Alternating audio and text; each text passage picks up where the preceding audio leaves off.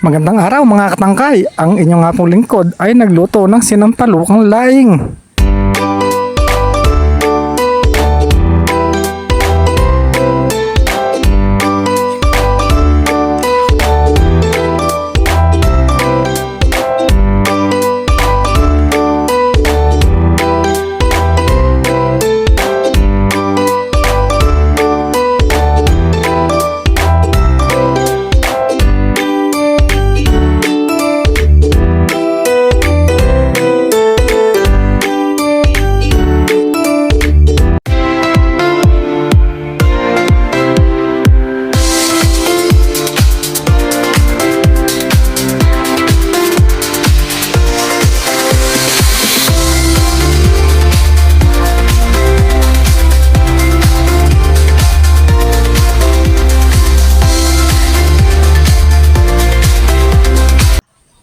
At syempre mga katangkay, sisimulan natin sa paggisa ng bawang at ng sibuyas.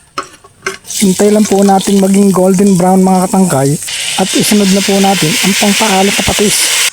At syempre pa, lagyan natin ng sabaw. At hintayin natin kumulo, isusunod na natin ang laman ng gabi mga katangkay. Pag malambot na po mga katangkay, isunod na po natin ang mismong laing. Ang laing. Hindi lamang po sinampalukang laing mga katangkay ang masarap. Siyempre pa, masarap din po ang ginataang laing. Nasasahugan naman natin ng dilis mga katangkay. Ala Bicol Express mga katangkay. At siyempre mga katangkay, ilalagay ko na po ang sahog na chicharon. Halu-haluin lang po natin mga katangkay. Ayan na nga po, hinagay ko na po mga katangkay yung sahog na chicharon. Yan po ang masarap.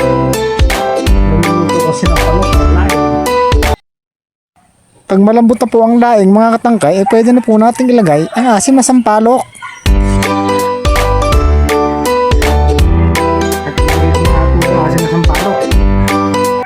At syempre mga katangkay, lalagyan naman natin siling maanghang na pampagana. At isang finger heart para sa inyo mga katangkay. Luto na nga po mga katangkay ang ating sinampalukang laing. Saktong-sakto nga lamang po Sakto-sakto lang po yung asin tsaka po yung alat mga katangkay. At yan, luto na nga po mga katangkay ang ating sinampalukang laing. Please like, comment, and share naman po mga katangkay. At syempre, subscribe nyo na rin po mga katangkay.